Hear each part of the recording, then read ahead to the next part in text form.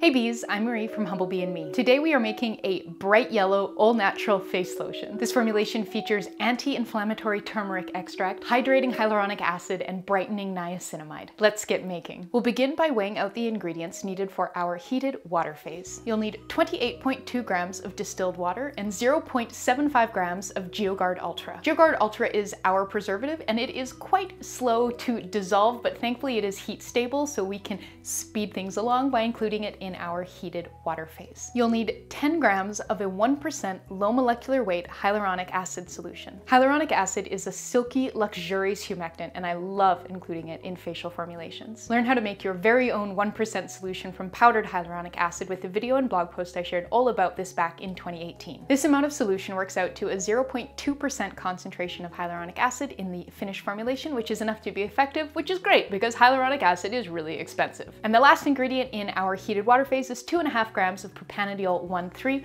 which is a lovely low-tack humectant that helps boost preservative performance. Up next, we will weigh out the ingredients for our heated oil phase. You'll need 1.25 grams of Olive M1000. This is our natural emulsifier. If you don't have it, there are quite a few different emulsifiers that you could use instead. Emulsifying wax NF would be a very easy, though not natural, swap. Montanov 68 would work as a natural alternative. This is a pretty new to me emulsifier, so if you'd like to learn more about it, Formula Botanica is going to be offering a free formulation masterclass that uses it starting soon, so you can sign up in the description box below if you would like to check that out and learn some stuff. 1 gram of cetyl alcohol helps boost the viscosity of the formulation and add some silky body. If you don't have cetyl alcohol, you could use cetyl alcohol instead, but I wouldn't use stearic acid for this formulation. It's just thicker and richer and not what I want in a facial product. To learn more about cetyl alcohol, cetyl alcohol, and stearic acid, I recently shared ingredient deep dives into all 3 of these fatty thickeners, so please make sure you check those out. They're very informative. 3.5 grams of Isoamyl laurate is our big, not an oil emollient. It's an ECO-CERT approved plant-derived ester that is ultra light and feels wonderful on the skin. Mine was a gift from Formulator Sample Shop, and as yet another reason to always read the partner blog post, there's a discount code for Formulator Sample Shop in that partner blog post. If you don't have Isoamyl laurate, you could use a different lightweight ester instead, like cocoa caprolate, or if you don't care about this formulation being oil-free, you could use one of your favorite carrier oils. Olive M1000 is quite prone to soaping, which is that sort of white effect that you can get when you rub an emulsion into the skin. The cetyl alcohol and ester in the formulation do help reduce it, but they don't eliminate it completely. And the last ingredient in our heated oil phase is a 1/4 gram of hydroxyethylcellulose. Hydroxyethylcellulose brings slippy, carbomer-like thickening to our formulation. I'm including it in the heated oil phase as it can't clump in just oil, but it will hydrate up really beautifully when the phases are combined later on. If you are looking for more information about this formulation, including substitution suggestions, scaling, shelf life, just everything written out,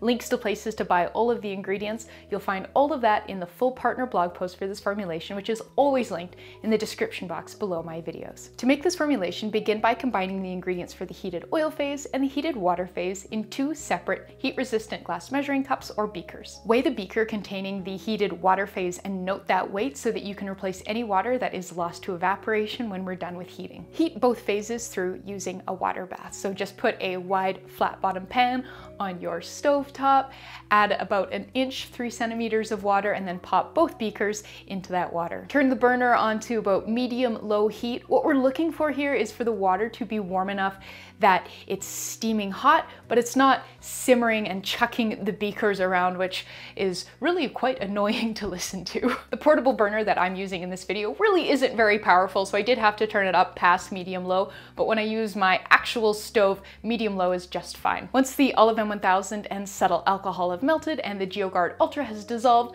both phases should be about the same temperature and we can continue. Remember that the hydroxyethylcellulose in the oil phase isn't going to melt or dissolve. That's totally okay. Remove your beakers from the water bath and then weigh the heated water phase, refer to that number you wrote down earlier, and add just enough preheated distilled water to bring that number back up to what it was before. Pour the water phase into the oil phase, stir to combine, and then grab your blender. As this is just a 50-gram batch, I'm using my mini mixer rather than my immersion blender. You can learn more about this handy little tool, including where to buy it, in the Humblebee and Me encyclopedia. If you don't have a smaller mixing tool like this, you can scale the batch up to 100 grams so that you can use your immersion blender instead, or you can try hand stirring it. Just make sure you're very diligent about the hand stirring so that the emulsion doesn't break. Blend the emulsion emulsion for about a minute and then switch to hand stirring. Once the emulsion has gained some viscosity, you can reduce the frequency of your stirring and move on to weigh out the ingredients for the cool down phase. The first ingredient in our cool down phase is a 1/4 gram of anti-inflammatory turmeric extract. This ingredient was a gift from Voyageur Soap and Candle, and this tiny amount is more than enough to make this formulation bright yellow. I don't recommend using more unless you aren't concerned about potential staining. If you don't have turmeric extract, you could try making your very own handmade turmeric glycerite instead.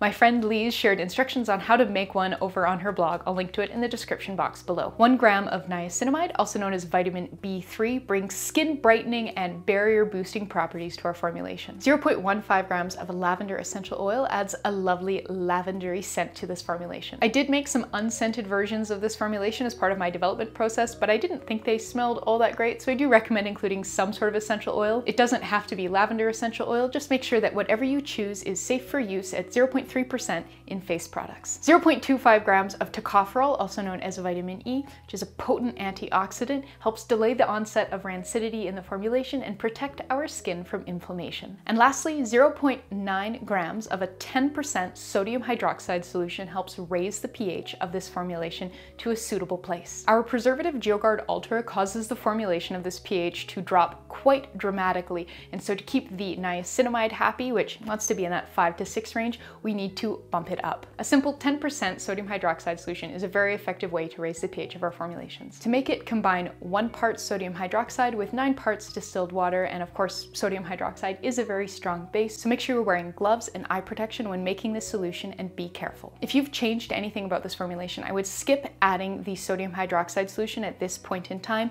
and test and adjust the formulation as needed for exactly the thing that you have made. Incorporate the cool down phase into the formulation by adding a small dollop of the lotion to the cool down phase, whisk to combine, and then scrape that cool down phase mixture into the parent batch and stir to combine. Now it's time to check the pH of our formulation to ensure that it is sitting where we want it to be. To do this, start by creating a 10% dilution of the lotion. Weigh 2 grams of lotion and 18 grams of distilled water into a small dish or beaker and whisk to combine. To learn more about why we're doing this, please make sure you check out the resources linked in the partner blog post, which is always linked in the description box below my videos. Use your pH meter to check the pH of that solution. And to learn more about the pH meter that I have and that I'm using in this video, please look up pH meter in the Humblebee and Me encyclopedia. If you've made this formulation as written, the pH should fall between 5.5 and 6. If the pH is lower than 5, you'll want to raise it, and if it's higher than 6, you'll want to lower it. Again, to learn more about this, please refer to the resources linked in the partner blog post. Once we know the pH is nice and happy, we can package this formulation up. I packaged mine in an airless bottle with a treatment pump cap. I do recommend choosing something with a treatment pump cap, as the smaller dispensing amount helps reduce the amount of soaping you'll experience on application. Use this formulation as you'd use any facial lotion. If you'd like to make a matching natural turmeric foaming face wash formulation, please click here. And if you'd like to learn more about cetyl alcohol, please click here.